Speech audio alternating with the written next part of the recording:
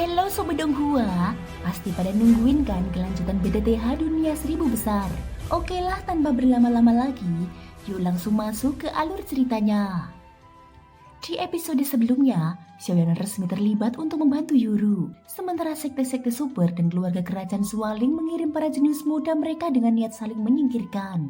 Di balik larangan kekuatan tingkat tinggi, intri, ambisi, dan pengkhianatan mulai bergerak. Saat generasi muda para Kaisar Dou melangkah ke reruntuhan, semua pihak sadar ini bukan lagi pencarian warisan, melainkan awal perang besar yang menentukan masa depan Suan Santian. Reruntuhan kuno terbuka di tanah liar, wilayah paling timur Suan Santian yang keras, berbahaya, dan dipenuhi monster kuat. Daerah ini dikuasai dua kekuatan besar, Sekte Racun dan Gerbang 10.000 Racun. Berbeda dengan Sekte Racun yang meski mengolah doki racun tetap menjaga batas, Gerbang 10.000 Racun terkenal kejam dan menyimpang, bahkan memindahkan anggota tubuh orang berbakat ke tubuh mereka sendiri. Reputasi mereka pun busuk di seluruh Suan Santian. Kali ini, lokasi reruntuhan justru berada di dekat markas mereka. Di dalam Gerbang 10.000 Racun, terjadi konfrontasi antara Nona Racun dan monster racun tua, seorang ahli tahap akhir Kaisar Dou Bintang 8. Jangan pikir aku tak tahu isi hatimu, sindir monster racun tua dingin.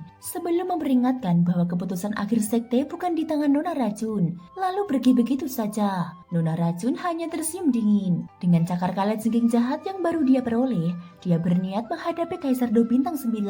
Bahkan siap mengorbankan Wangxi, murid paling berbakat sekte itu, demi rencana besarnya. Sementara itu, Wangxi, Kaisar Dou Bintang 7 tahap menengah dengan tubuh bercering monster telah lebih dahulu menuju reruntuhan. Dia yakin keberuntungan besar ini tak boleh jatuh ke tangan orang lain dan harus dipersembahkan kepada gurunya. Di sisi lain, Xiaoyan dan rombongannya berangkat menuju tanah liar setelah meninggalkan pavilion dupa pembakaran. Dalam perjalanan, Xiaoyan sempat menyelidiki istana bawah tanah keluarga kerajaan Suangli dan merasa heran. Mengapa api suci Shengyan dipenjara, bukan diserap? Namun pertanyaan itu dia simpan. Dia memilih fokus pada tujuan utama. Begitu memasuki tanah liar, aura kehancuran langsung menyerang tubuh rombongan. Beberapa hampir celaka hingga Xiaoyan mengeluarkan pil obat untuk menetralisir dampaknya. Lapisi tubuh dengan doki. Jangan lengah, Xiuqi memperingatkan dengan serius. Saat mereka hendak melanjutkan perjalanan, sebuah suara menghentikan mereka. Sepasang pria dan wanita muncul. Keduanya ternyata Kaisar Dou Bintang 7, membawa pedang dengan aura mengerikan. Orang-orang dari Gerbang 10.000 Pedang.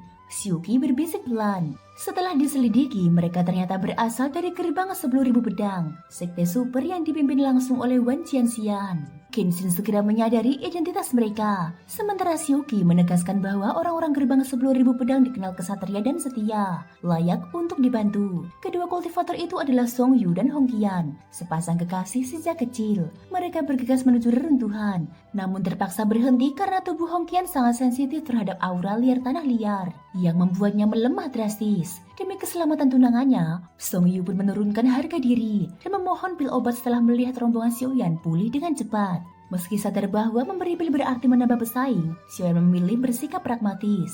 Atas saran Xiuqi melalui transmisi jiwa, yang tahu bahwa guru Song Yu, Qiu Jianxian, adalah salah satu dari 5 orang yang pernah memasuki reruntuhan. Xiaoyan memutuskan menukar pil obat dengan informasi penting. Setelah negosiasi singkat, Song Yu mengungkap fakta krusial. Reruntuhan kali ini sangat tidak biasa. Di dalamnya kemungkinan terdapat makhluk hidup atau manusia. Dan wilayah inti reruntuhan terdiri dari 3 pulau yang terletak di atas lautan. Meski tidak mengetahui lokasi pasti Doki, Song Yu akhirnya mengungkap informasi terpenting. Api kehidupan dan kematian, harta pemusnahan yang bahkan ditakuti Kaisar Dou Bintang 8, berada di pulau terkecil dari 3 pulau tersebut. Pil obat yang diberikan Xiaoyan berhasil menekan aura liar dalam tubuh Hong Qian, memulihkan kondisinya. Dengan rasa syukur dan hormat, Song Yu menyerahkan rahasia itu sepenuhnya. Dengan informasi kunci di tangan, Xiaoyan kini semakin yakin reruntuhan itu bukan sekedar peninggalan kuno, melainkan pusat konflik besar yang menyimpan bahaya dan peluang luar biasa. Perburuan api kehidupan dan kematian pun resmi dimulai.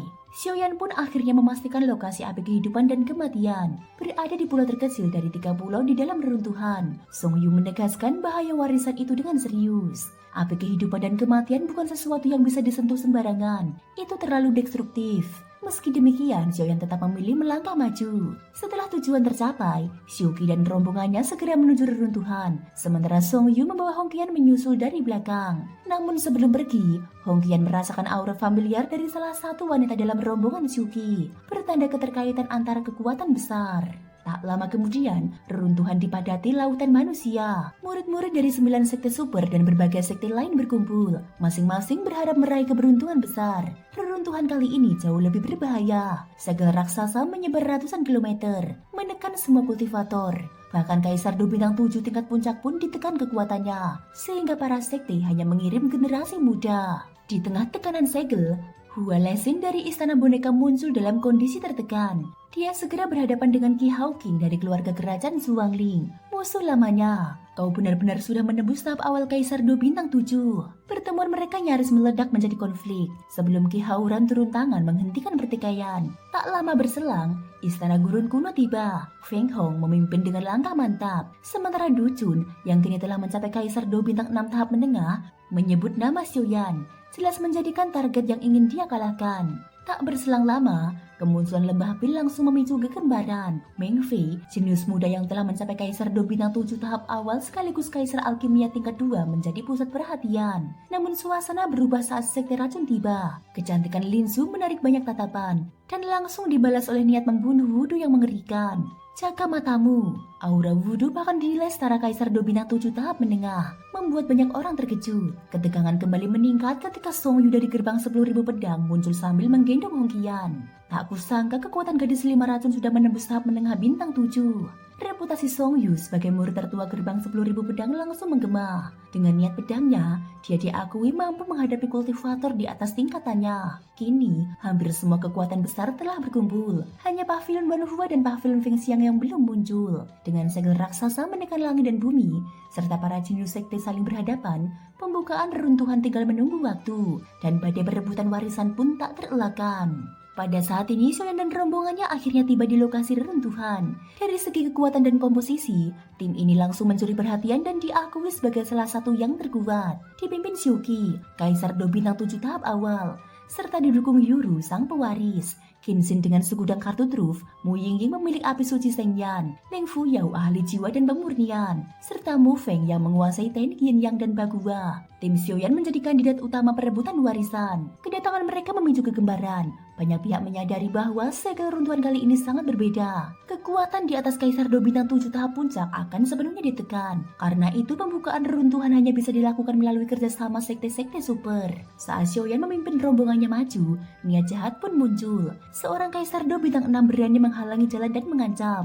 Namun, tanpa mengangkat tangan, Xiaoyan membunuhnya seketika, membuat seluruh kerumunan terdiam. Kekuatan sejatinya sulit diukur. Bahkan Qi Haoran mengakui tak mampu menilainya. Jika orang lain tidak mengusikku, aku juga tidak akan mengusik mereka, ucap Xiaoyan. Satu kalimat itu cukup untuk membuat semua pihak mengalah. Di depan lorong reruntuhan, Song Yu dari gerbang 10.000 pedang muncul bersama Hong Qian. Dia menegaskan bahwa area ini hanyalah lorong awal, sementara pintu masuk sejati berada di dalam. Dengan wibawa seorang Kaisar Do Bintang 7, Song Yu memerintahkan seluruh sekte kecil mundur 3 kali, dan hanya murid sekte super yang boleh melanjutkan. Setelah area dikosongkan, para jenius dari sekte-sekte super akhirnya bersatu memasuki lorong. Begitu melangkah ke dalam, tekanan segel yang mengerikan langsung menghantam, memaksa semua orang maju dengan menahan beban berat. Di ujung lorong, sebuah gerbang besi raksasa muncul. Di atasnya terukir formasi Bagua, memancarkan fluktuasi berbahaya. Gerbang reruntuhan akhirnya terlihat, dan ujian sejati baru saja dimulai.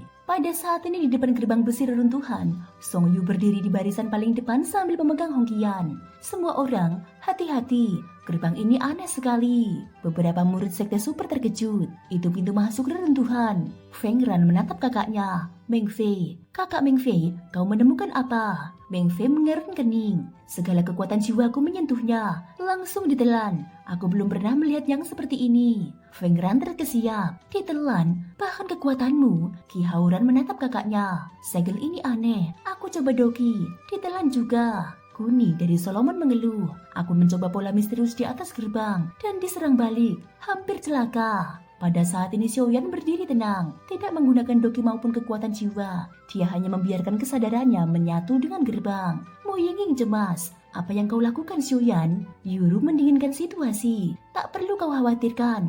Pada saat ini rune misterius di dahinya mulai menyala. Cahayanya sama persis dengan gerbang besi. Xiuyan tersenyum. Kurasa aku tahu cara membuka segel ini.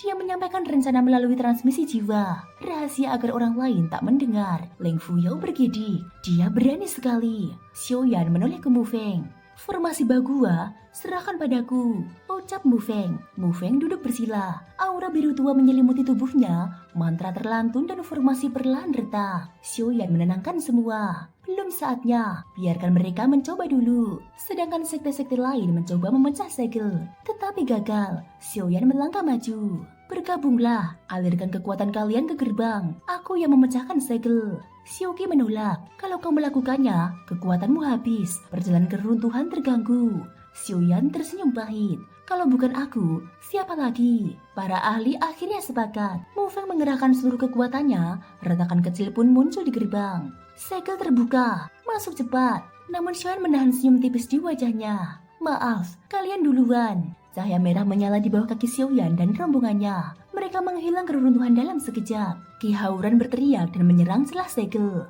Tetapi gagal. Gerbang kembali menutup. Lorong kembali sunyi. Pertempuran sebenarnya baru dimulai.